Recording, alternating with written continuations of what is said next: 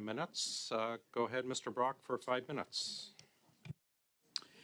Ms. Reza, over a year ago, in fact, February 22nd, 2023, this committee received a letter from your Assistant DM, Policy Planning and Communications, Mr. Irecci, concluding a first tranche of documents that had been ordered by this committee.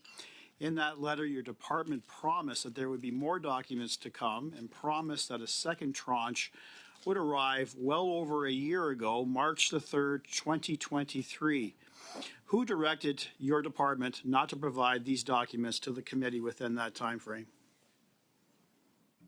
Thank you very much for the question. I believe that the work is still underway. There's about 20 to 40,000 pages that need to be translated and collated, and the minimum redactions being done. I do believe they're on their way to you. And you didn't see fit to update this committee? I apologize. I should have started with that. Okay. Can we have another tranche of documents delivered to this committee within 3 weeks? I will do my utmost to do that, yes. Okay. You referred 3 IT companies to the RCMP regarding fraudulent contracting, value of close to $5 million with a time frame of 2018 to 2022. Who are they? Thank you very much for the question. Just for precision, they're actual resources. So they're the consultants or the IT specialists that... But who are they? I'm going to have to turn to Madame Poulin, who has the oversight. Madame Poulin? Identity, please. Merci pour la question. Thank you for the question. As the Deputy Minister said, these are individuals. They were the ones who were referred to the RCMP to maintain the integrity of the RCMP. We cannot provide the names of those resources. Thank you. Is subject to an RCMP investigation, and an argument could have been made that we are preserving their integrity. There's still a presumption of innocence. People get identified every single day in this country when they're charged with a criminal offense. I'll ask you again, will you identify those 3 IT companies that have been referred to the RCMP? Consult internally, and we'll see what we can do in order to provide those names. Can you provide some context as to the size of those companies? We know at this point, GC Strategies, a small 2-person company, fleecing Canadian taxpayers for close to $60 million, all the way now to McKinsey, the largest strategy consulting firm in the world with 30,000 consultants across 65 countries. Again, potentially under RCMP investigation. So what are the sizes of the companies under investigation now? Si vous permettez, je vais commencer. Let me just start, just for clarity. These are individuals. So how this came to light is that there would be maybe an individual working for 2 different companies and charging the Crown for the same time. So it's not really about the companies at this time, it's about the individual consultants working. So those names have been referred to the RCMP for criminal proceedings. And I'm going to stop here and swivel for a moment. Okay. About a month ago, we heard from your minister, Duclos, and Minister Anand, that this was only the first tranche of potential fraudulent activity against the Canadian taxpayer.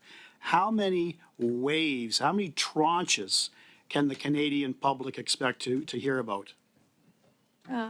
Thank you for the question. Let me start. First off, this is a new data analytical capacity. I'm not concerned about that, Ms. Reza. Ms. Reza, the question is very specific. How many other tranches, how many other waves of further criminal investigations can we expect? We got the impression from your minister and Minister Anand that there was going to be a review of all the contractors who have been potentially subject to investigations by the RCMP, investigations by the Auditor General. We know that there's 635 similar IT middlemen operating in the same capacity as GC Strategies. Are all of those 635 IT middlemen being investigated for potential fraudulent activities? Thank you for the question.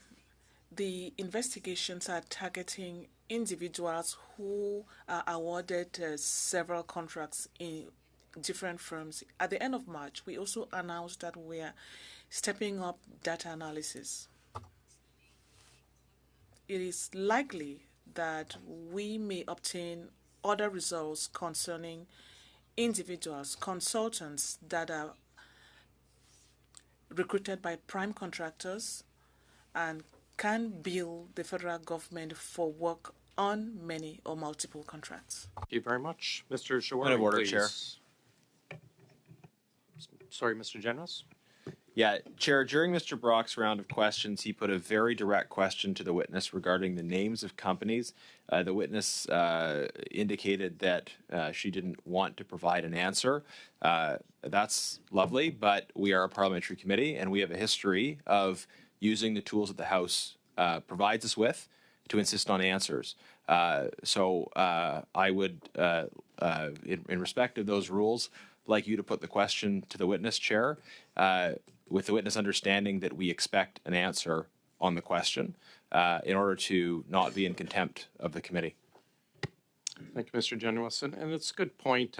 Colleagues, this is the exact same issue we had with Mr. Firth, where very clear direct answers or questions were put, and he refused to answer. And I'm not saying we're going down the same path as Mr. Firth, but a very clear question was provided, and I think the committee deserves a very clear answer. If you are going to provide it to us in writing, the name of the resources, that will be acceptable to us, I think, the committee.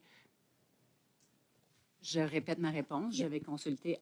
Let me repeat, I carried out internal consultations and we did everything we could while respecting legal requirements and privacy requirements to provide names to the committee. It's not that we don't want to answer.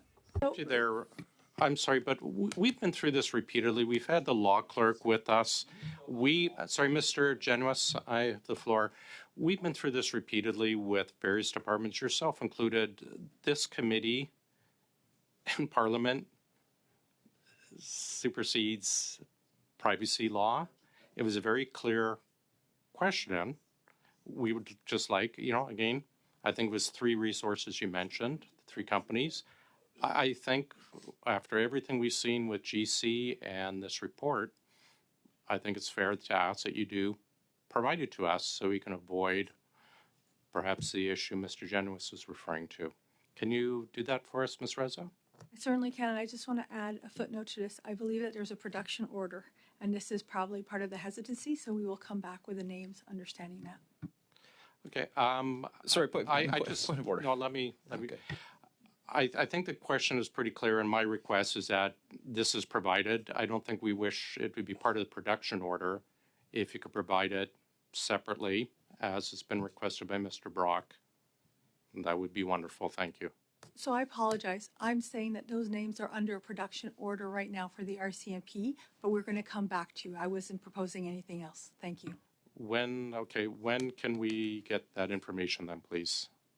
Well, we'll try over the next few days to see exactly what the assessment is and provide it as quickly as possible. Yeah. Sorry, Mr. Genuis. Mr. Brock has the floor. Again, I don't believe the Deputy Minister truly appreciates the role of parliamentary committees.